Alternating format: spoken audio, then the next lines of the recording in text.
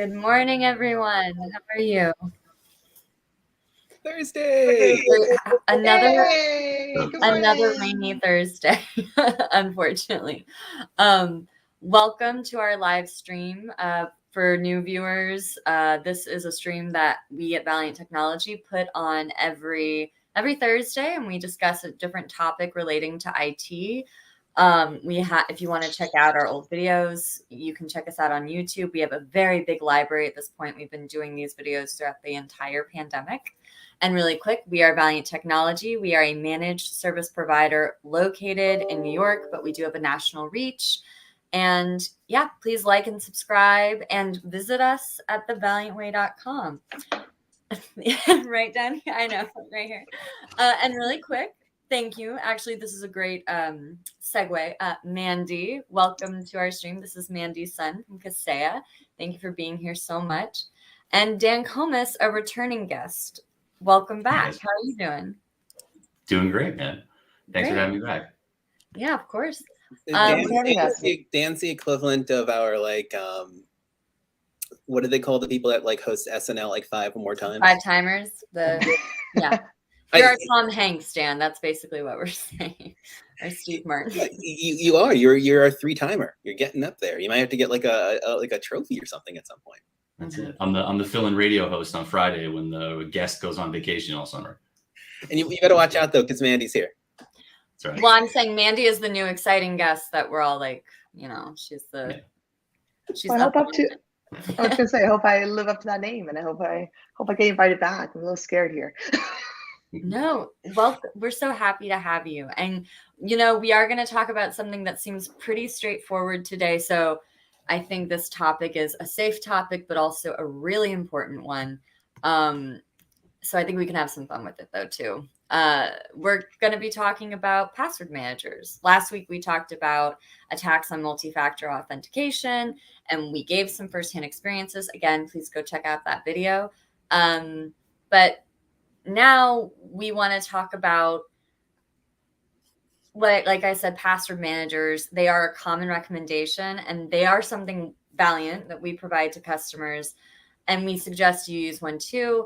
But we've never talked about it much in detail. Matt and I were talking today about how you can say you should do something a million times, but until you make it accessible to someone, make it make sense, they might not take the time to do it. We have a lot of things to do, and passwords can be a very frustrating thing.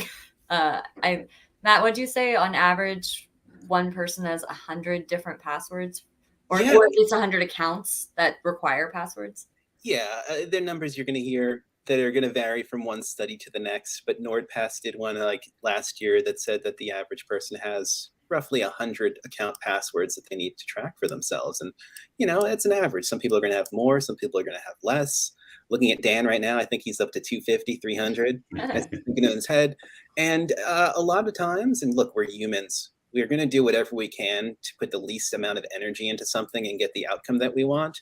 And in this case, that means reusing passwords. Right. I don't think that there is a single person on this stream right now, all of which work for and we're all experts that deal with the management of technology for other businesses, could say that we've never had a duplicate password.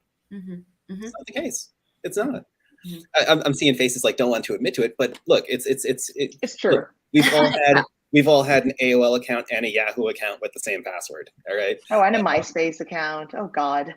Oh, exactly. And that becomes a problem, because those become risks that exist currently and risks that we forget about. Another question for everyone: how many of us have maybe an account for a department store that we haven't used in the past 10 years because Amazon supplanted them? Yep. Come on, everyone's got a Macy's or a Bloomies or another federated department store password someplace that they haven't thought about. And that password could be 10, 15 years old. Maybe that password's only Hudson's Bay, silly Canadian. Oh God. We're scared. If you I gotta go. I'll be right back.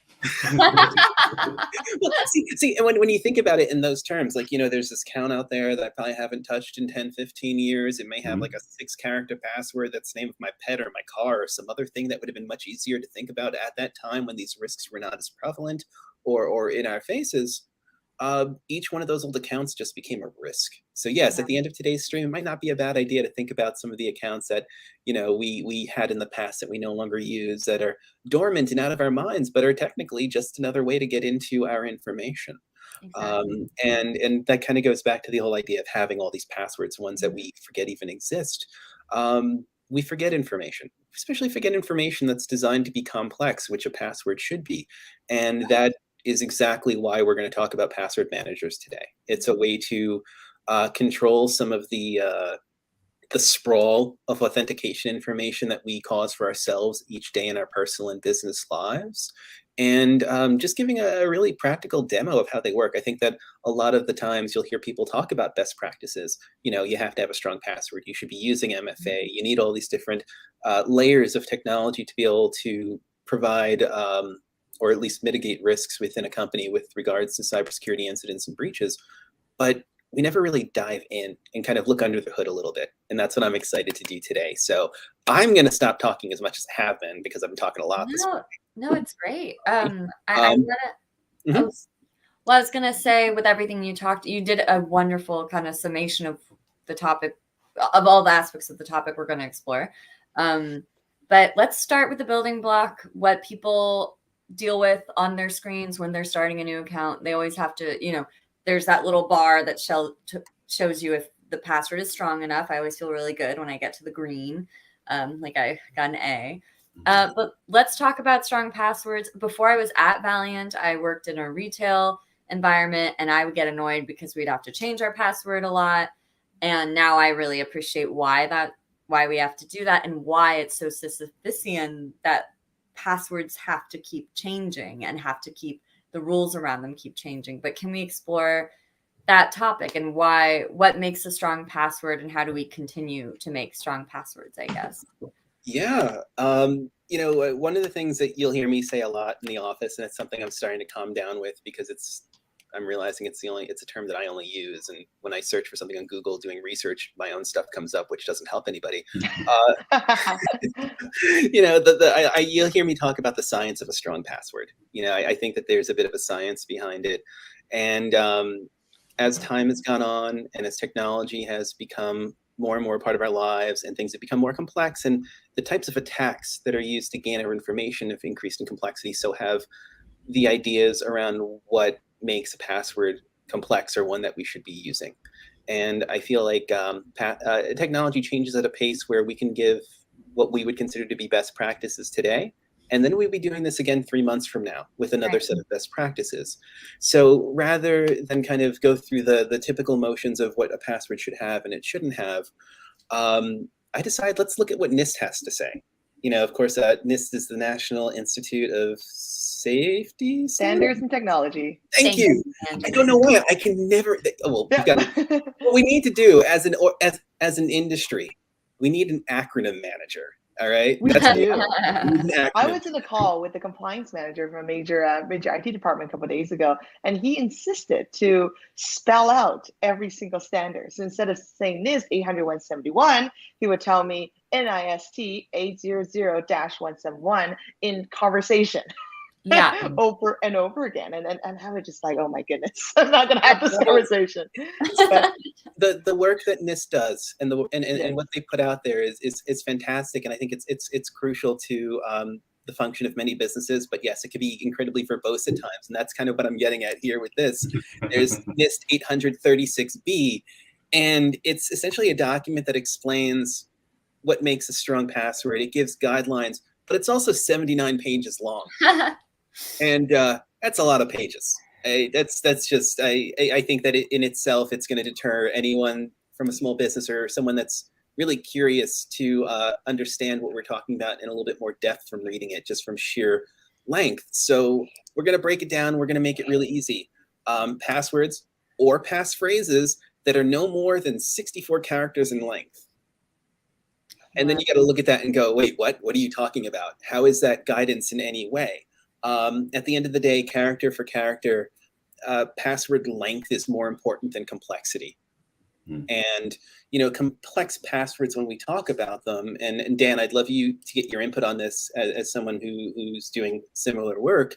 Typically, we'll say something like a password should be maybe no more than 12, or maybe these days 16 characters, have upper and lowercase characters, numbers, special characters, all these attributes that really make us feel like these passwords are secure. But I'll tell you what, a password of password123 with an exclamation point at the end, by those rules, is technically secure. But can any of us say that with any level of certainty that we would use a password like that on account of ours? Obviously not now, as we're kind of detailing saying it in front of an audience. Especially not. Can't admit it anymore. Hold on, guys. There's a caveat. Gotta go. Password 123 exclamation point. Like, yeah, it may meet those criteria, but if you're using a complex password to protect against brute force, then that password is completely useless. It's got a dictionary term in it. You've already defeated the purpose of having the password. Exactly. And the way that the brute force attacks go, they're going to run through the common dictionary phrases and admin 123, user, all that's all those common kind of native default or very widely used phrases. First and foremost. So it's going to take a total of 3.5 seconds for that password to get cracked. Exactly. Of course, now if we talk about something like a passphrase, which is more of a sentence or a combination of words that probably have some level of meaning to us, but are otherwise completely random, you wind up with a piece of information that you use for authenticating that is going to be much stronger in nature, just from the sheer size of it. And it's interesting to talk about this in a way that's almost sounds lax, not having all these criteria, but I think the criteria cause a false sense of confidence in the passwords that we create for ourselves, because again, we just met all the needs of what we would consider to be a strong password with password 123 exclamation point. And so let me use it for all my accounts now, because that's a good one and I'll remember it. Right. I mean, you know what else you could do? You could also just put your social security number backwards and use that as a password. I mean, why not, right? That's what I do on my license plate. Yeah, so here's the challenge, right? It's on the social engineering side as well, right? We want to make sure that when we do set a passphrase, any passphrases are great because they're easy to remember, they're a long length password, they're great against brute force attacks. But one of the challenges for that is we often set as something that we know, right? Our children, our pets, our cats, right? Our dogs, our birthdays, right? Or our anniversary days rather, which I forget every year, by the way. Don't tell my husband. But with that being said, with a lot of data leaks that's been going around, right? A lot of personal identifying information and PAI, and also, of course, old use passwords, right? Who's had a Farmville account in the past? Right? I had when Facebook was relatively in its infancy, and Zynga had a big data breach, right? Where all of the passwords ended up on a dark web. So it's really important to make sure that we stray away when we do create passphrases from our own identities, right? So creating passphrases are easy for us to remember, but not necessarily relating to us as far as our personal identifying information is concerned, because a lot of those can be socially engineered and reverse engineered back to gain access to your organization. At the end of the day, a password or a passphrase is designed to protect you and not reflect who you are. Yeah, that's it. So you get down to the whole thing with like, oh, let's figure out what if our passphrases that we're deciding to use, or our passwords that we're putting against putting much more stringent criteria against than what we were talking about just now. We've got them. How well do they work? How well do they fall in line with general suggestions for what a password strength should be? And there are plenty of tools out there, and we actually built one a few years ago, which we don't use that often anymore. But the University of, I'm going to mess this up, so I got to look at it again. University of Illinois, Chicago. Oh man, now I want pizza. Thursday mornings. They've got a really great password meter tool that I like to show people. So I'm going to show that really quickly. Oop, there's my desktop. And I'm going to put a link to it at the bottom of the screen so anyone else that's interested can check it out. I'm just going to come up with a password or a passphrase for myself. We'll take a look and see what happens.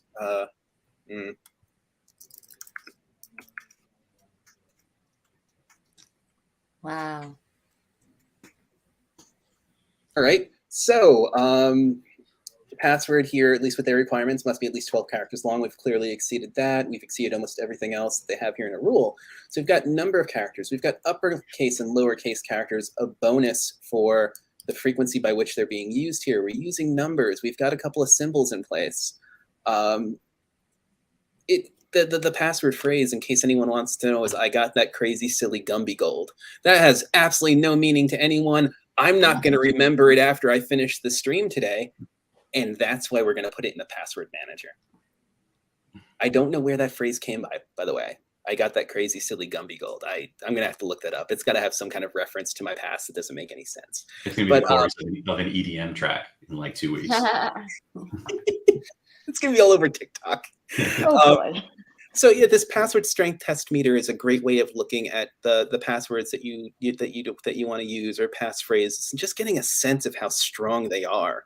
And without even having to go through all of the detail on this page and understanding the formulas that they're using to determine the strength, look at the colors. That's all you need from here right now. Anything that's let me just say how satisfying that was as you typed it through, as it rewarded you the entire way. Yes. Yeah. See, if you want to feel good, come up with new passwords and use this tool. You'll walk away from your desk nothing but smiles today. And thank you to the University of Illinois at Chicago for putting a great tool. It's great when educational institutions put out tools that are designed to help their students and their staff, but also make it available to the public. So seriously, you guys, Pizzeria Uno, you're doing the right thing. Let's close that for a second. So yeah, let's finally get into the meat of today's conversation: password managers. We've talked about the password strengths. We've talked about passphrases and what makes them honestly a bit better to work with, as long as you're comfortable creating passphrases. And we talked a little bit about the repetition of passwords. We've talked about the age of passwords, stuff that we may have forgotten exists that honestly is just another way to get to our data at this point.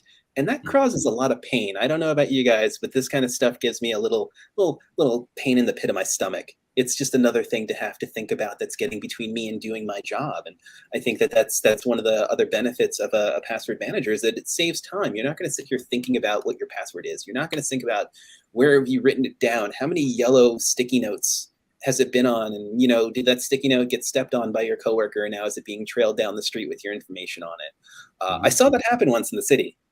Poor guy took it off his boot, and it was like a username and password just sitting on 8th Avenue. So that's that's username and password sitting on 8th Avenue. Just hanging out on 8th Avenue. Such a New York problem. Yeah. Like a modern Billy Joel lyric. And the thing is, you got the pigeons. They take the sticky note. They fly someplace else. Maybe someone in Coney Island now knows you're flat out. I'd say it becomes like a flat out Good Feather scenario where the three pigeons, they're actually like little crime lords dealing with people's data as currency, and that's how they get it. You never know. So that's why you want a password manager. And this is why I'm not in sales. So anyway, password managers are fantastic. And here at Valiant, we make MyGlue available to our customers, and MyGlue is a product of IT Glue, which is a Kaseya company, and you'll see the Kaseya and IT Glue logos behind Mandy. So I want to dig into MyGlue a little bit. Do you have a copy that you want to bring on screen, or would you like to show mine off a little bit? You can show yours off. That would work really well. I gotta admit though, we drink our own Kool-Aid, eat our own dog food. All both terrible analogies. But I use MyGlue myself, and I honestly think it's something that's really changed my world. Because I don't know about you, maybe but in a bygone day, one of the ages ago, I had this little password booklet that I bought, where you're supposed to like put down on your passwords in this little booklet there, right? Because I knew from the start that it's really important for me to have different passwords for different applications, but I had no way to keep track of it, and the sticky note never worked for me. So I quite literally went out and bought a little booklet, wrote down all my passwords. And this is ages ago. I was in college. I was actually in college doing research. For whatever reason, I lost my booklet somewhere on my college campus, and it was gone forever. And that was the most terrifying moment of my life. Yeah. I went out. I had a realization of, shoot, that little booklet, that was my password manager, right? But that was not secure. I can read it, If Matt found it, he could read it. So Three now he little went and pigeons up found on my the little tree could read it. booklet, or that little three little pigeons, the squirrels, I don't know, whatever else is in Canada, the polar bears, right?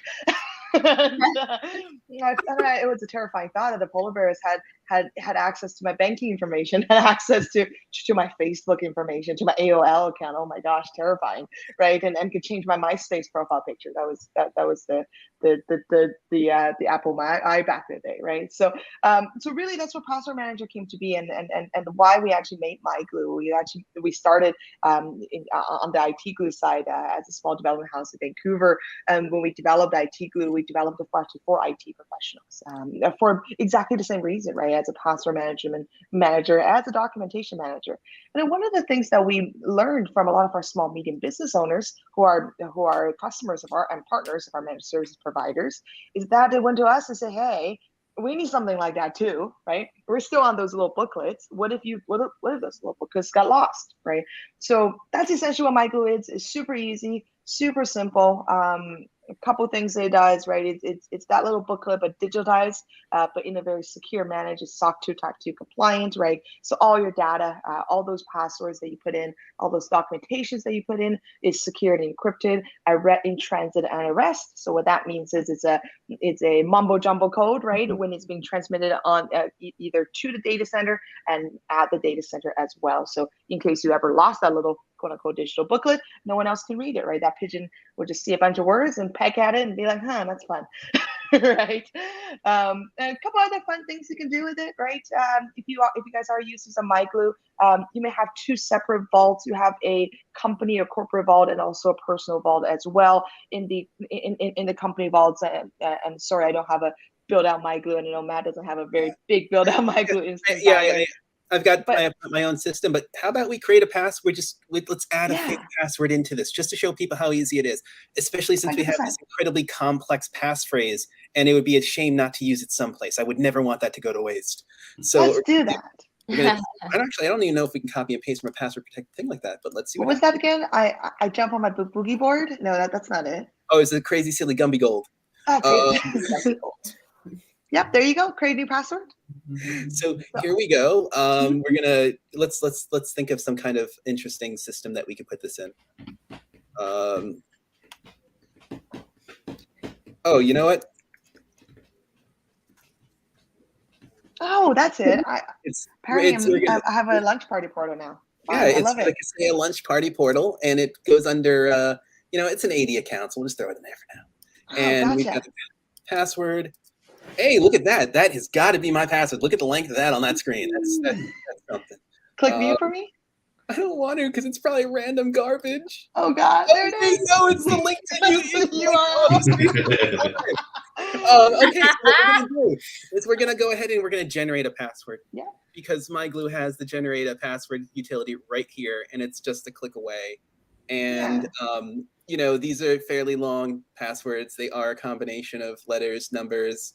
I don't see special character. Oh, hey, look, you know what? The special characters. Special characters in there. Yeah. I was going to say, I just confirmed that as well. This is actually, going back to the crazy, stupid acronyms and all the lots of verbiages. It actually came from the NIST recommendations of how to generate a strong password. Is the kind of the algorithm and the rules that we go by to generate that strong password. There we go. So there is an official set of rules that it adheres to, which is fantastic. Perfect. We've got their password in here. Let's hide it because no one else really needs to know what it is. We're going to click save. And no, we don't need to do that. We'll get to that whole Google thing in a few minutes. But there we go. There's the my information, my authentication details for the Kaseya Lunch Party portal. Nice. If you could see there in the notes, I hope there is pizza, and I hope it's redundant. Because you always want to have backup pizza. And wait, hang on. Is my credit card associated with this? Is this how you go and order pizza for yourself, but I pay for it? Oh no, I'm saying I'm attendee. I'm an attendee for the 40 portal. You're worrying about all that stuff on the back end, the admin, the procurement, the deployment of pizza, everything there. That's you guys. I've got my login to get there when I'm ready to go. And it really is that easy to work with. Now, let's say I want to log into the Kaseya Lunch Party portal. Where did I come up with that today? And I just have to log into my password manager. I've got my username right here. I've got my password, which I can simply copy to my clipboard, or I can see it for myself if I want to and input it manually. But the thing is that those 2 bits of information are here. They're in a place where I know they're going to be located when I need them, and they are securely stored. And that's the beauty of it. I no longer have to think. Could you imagine having to try and remember a password like that? I mean, like the few people in the world that would have like the eidetic memory to be able to do this without a problem is probably like 12. Mm-hmm. And Yeah.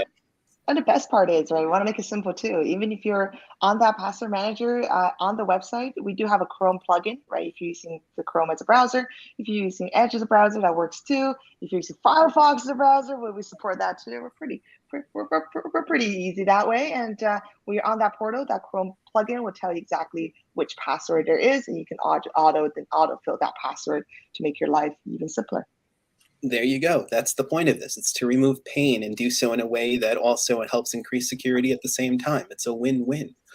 It would be like eating pizza that makes you physically fit. Could you imagine that? That'd be pretty sweet. I mean, well, Wizardry. you know what? I gotta say, I did try a gluten-free cauliflower crusted pizza last night, and it was not good. I'm sorry. California Pizza Kitchen was not good. I prefer your wheat and fully gluten deliciousness. Gluten it out, barbecue chicken, I'm there. That's the best one. And now I want to do a quick demo of the same kind of idea using a piece of software called MacPass. It is a port of, oh, someone help me here because I'm not remembering what's a port of. There is another LastPass? Is it a port of LastPass? LastPass? It might be. I can't remember at the moment. And at the end of the day, it doesn't really matter that much because we're going to show MacPass. But do know that this is a cross-platform piece of software. And let me enter in my master password real quick. And we'll see. Sorry? No, it's just kind of a good point there, Matt. Like, you're like, it doesn't matter what this is a clone of. It matters. The tools are similar in their core, right? And the idea is just use one, adopt one, right? Like, get it as part of your process. The sooner you start using it and figure it out, the better off everyone's going to be. Mm-hmm. Absolutely. I think it kind of goes down to the idea of that I think we've been pushing a lot lately in the stream. Do something. You know, we can talk, we can plan, we can prepare, but if we don't actually do something, we're not going to see the benefits. And actually, we had a comment come in, so let me hit that really quickly. LinkedIn user, I believe I know who that is, but does it work on mobile? And I believe the answer to that for MyGlue is yes. Correct, Mandy? That's correct. And not only that, we actually have a mobile app as well. So if you're just out and about and need to grab a password, you can always grab it and pull it up on your phone. Wow, that's awesome. I'm going to have to check that out myself later, actually, because that's one thing that I don't quite have here. But anyway, so this is our Rust and Paint, of course, is our fictional company, the industrial coatings company that we use and stuff, which isn't really a target market, but still is beautiful and works well for us. And I've got a handful of passwords in here. So I've got, you know, I mean, none of this stuff is real, obviously. But my Office 365 or Microsoft 365 authentication information is right here. It's exactly the same idea as MyGlue. We've got a password here that we can copy and paste. It does have the ability to automatically input password fields as well. One thing that I love about this piece of software is that if I want to generate a new password, it gives me a ton of options to set a standard for myself. So, I mean, if I wanted a password that was for some reason 83 characters long, was a mixture of uppercase, lowercase numbers, and special characters, I have it. It's done. And if we were to, say, copy and paste this and throw it into the password meter. Ooh, look at that. Ooh. Look at that. Swish. Boom, done. And that's one of the things I love about this password manager that I use and many others is that they will generate the password for you. Some of them follow particular standards. Like I love the fact that MyGlue follows NIST because it's a standard that you know is coming from a significant authority and it's something that you could actually research and understand. Yes. Yeah. Same time, the flexibility of something like I'm doing hand motions, realizing you guys aren't seeing my hands and you're missing out on so much here. But this is great because it gives me the ability to set my own standard and do what I feel is best for myself because this is more something I use for personal and not business. So I'm not subject to the same kind of like rules being pushed out, say, across an organization. It's whatever I think is necessary for me.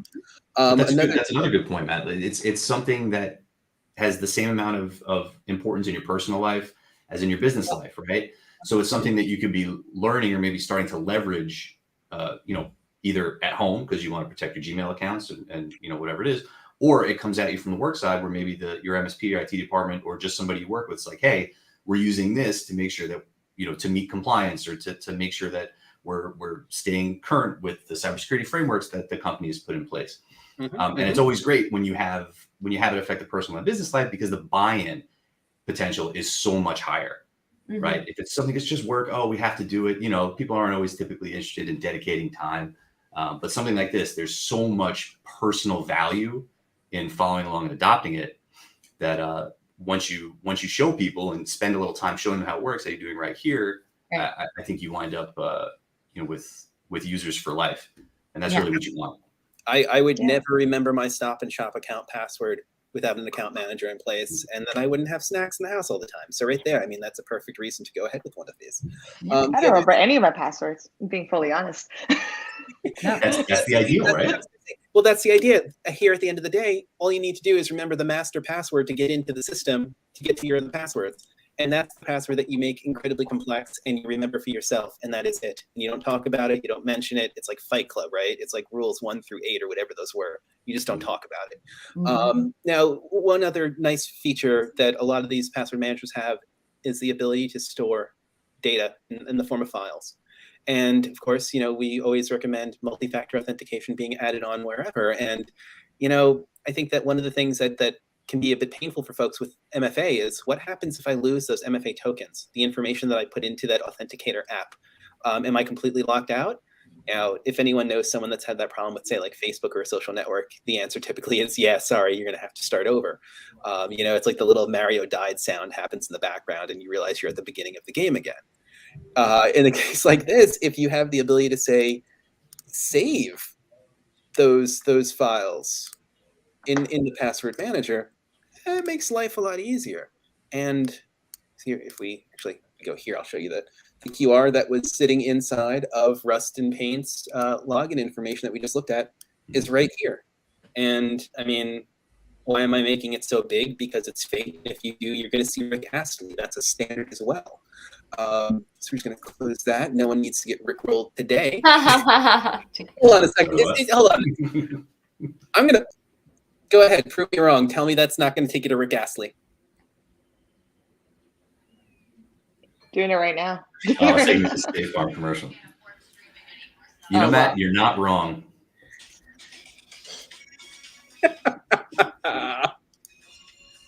I mean, it was either going to be that or like some terrible thing that would happen. I would never do that to you folks. I'd rather roll all day. But the fact is that you have this password manager, and it's a place for you to store your passwords. It's a place for you to store these other bits of authentication that you're going to ultimately need.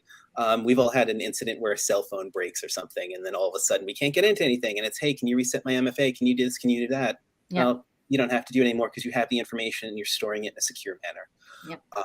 So that was really the extent of the concept of the demo. And I think that actually even just showing these screens goes a lot further than kind of having the laundry list of best practices to adhere to. You can't adhere to best practices unless you can wrap your head around them. And I hope that seeing the password managers in action today helped a little bit with that. Yeah. That said, we are way over time because there's 4 of us, and password management is such a complex topic. So I just want to kind of zip through a few things, and then we'll finish up for the day. Some of you that saw the promo today may have wondered why there's cereal, a delicious kids cereal on it. And that's because I consider password managers to be part of a healthy breakfast. When you see the commercials about a healthy breakfast, it's usually the bowl of cereal, a couple of slices of toast, some fresh fruit, a glass of milk and juice. Yeah. And, just like delicious alphabet cereal are a part of a healthy breakfast. And I do love using alphabets because it's nothing but a jumbled bowl of letters. So it looks like it's probably the most secure breakfast cereal you could get. I think it's Post that produces it. If you guys put asterisks in, you could probably get SOC 2 certified. They're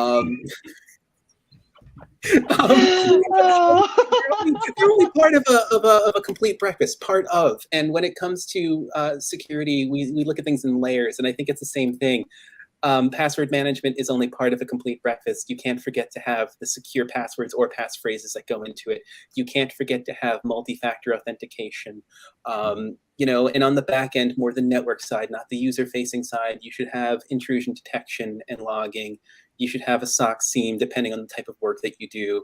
And you should for sure have proper response documentation. in place to be able to respond to events when they happen. And that leads to the idea of the layers, multiple layers of security. And yeah, when you talk about layers, it makes more sense than the breakfast. I just like the breakfast analogy better. But ultimately, at the end of the day, what you're doing is you're creating a bit of a gauntlet between yourself and attackers. And Dan, you're going to have to help me out with this one because it wasn't the greatest analogy, and I already got some negative feedback on it from folks, just due to age. Maybe I'm dating myself. But if you think of each one of the items I just listed as a step in a gauntlet, you're putting a lot of space between yourself and attackers. Yeah. Sure, they may be able to get through one of those things or two of them, but when you have a gauntlet of like 8 or 9 different technologies that are helping to monitor and proactively protect what's going on, it becomes increasingly difficult. And the more difficult it is to get into a system, the less likely someone's going to actually be tempted to do so. And the whole idea of the gauntlet, and this is interesting, I'm going to throw it out there. I think that younger folks may see a gauntlet as a piece of armor, like maybe from like a movie or a book or something. When I think gauntlet, I think, waking up early on a Sunday morning and watching American Gladiators and then going through the gauntlet. You have to get over that kind of like pyramid type thing. You have to do the rope. Then there's someone hitting you with tennis balls. And if you get through all of these different challenges, you win. That is the gauntlet that we're creating here. It's the passwords. It's the password storage. It's intrusion. It's all these different items that are layered that essentially create all these series of steps that you have to be able to overcome in order to do whatever you want. And someone referred to that as 7-layer dip, and I love it. Oh, that's I used to always call it the Swiss cheese theory, right? Because Swiss cheese has holes in it, but you can layer up multiple layers of Swiss cheese, it becomes a solid, right? It's unfortunately it's the fact of life that there's not a perfect one golden bullet, because if there is, we'd all be using it, right? In terms of cybersecurity. But the best we can do is, as long as we're layering up all of these Swiss cheeses, right? If we're layering enough of them together, you'll end up getting a solid plane, right? And the more layers you have, the more protection you have. Yeah, and most people are going to get breached, exposed, whatever the term you want to use, after 1, 2, or 3, because the attackers are going to say, okay, these people, layer 1, everyone, I can get everybody here. Okay, layer 2, there's less people, and then they're going to just keep hitting the wide audience. If you're in that upper echelon of layered protection, they're not going to bother because they're going to focus all their efforts where they're going to have the rewards. Yeah, right? There'd be lower hanging fruits. Yeah, and that's like, Justin, our CIO, likes to use an example of cars in a parking lot. You're going looking through the cars in the parking lot, and you want to grab one. Look for the one with the window open. Look for something that you can get into easily. People check the lock. Yeah. Yeah, and if you see the car that's got the keypad on it, and it's got the little blinking light on the dash for the alarm, and it's got the club on the on the steering wheel, it's not one you're going to bother with because it's going to take too long. To the attacker, the risk of that is too high. You want low risk. You want the low hanging fruit, and you should not be the low hanging fruit. Your goal is to be the apple at the apex point of that apple tree, that's looking down at everyone else doing what it's got to do, not really worried about these things because it has that distance or those layers in between the ground and itself. Wow, I've really gone into a lot of places today. This has been we should. fun. I think it's time to wrap up. What do you think, Megan? I do. Right. And it's also take the honors, please. No, it's such a great conversation, and also like having Dan and Mandy here with their expertise and their perspective has been like this is more interesting than I ever would have thought. And I love IT, but like this, I think the dimensions we got out of this conversation, it's get a password manager, take care of yourself, protect yourself, like Dan pointed out, your personal life benefits from this as well as your business life.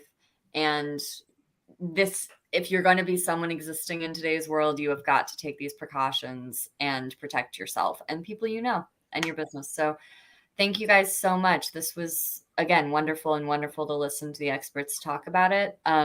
Next week we have our topic is Spring 2022 Cybersecurity Roundup. Yes. We did one in the fall, right, Matt? Mm-hmm, mm-hmm. So yeah, please tune in. And if you enjoyed our stream today, please hit the thumbs up. And if you have any questions, we're pretty accessible. Comment on the videos, send us a message, fill out our online question form right there. And thank you, everyone. 3, 2, 1, point at the question. Now they really will know what to do. Thank you. Subscribe to our YouTube channel and keep up with our live streams. And we have a really robust library of content And just please catch up on it. Let us know if you want to see any other topics covered. And be sure to visit us at thevaliantway.com to learn more about us and our services. Mandy, Dan, thank you so much for joining us. And please come back anytime. This has been so fun. What a great way to start a Thursday. I can start the week. Thanks so Thanks for much. having man. us. Yeah, thank you. It was a lot of fun, and we will see George's return next week. By the way, he's away at an industry event. I forgot to mention that. So, hello, George. I hope you're watching. Or maybe if it's a recording, watch this and then rewind it to watch me wave a second time. All right, folks. You have a good one.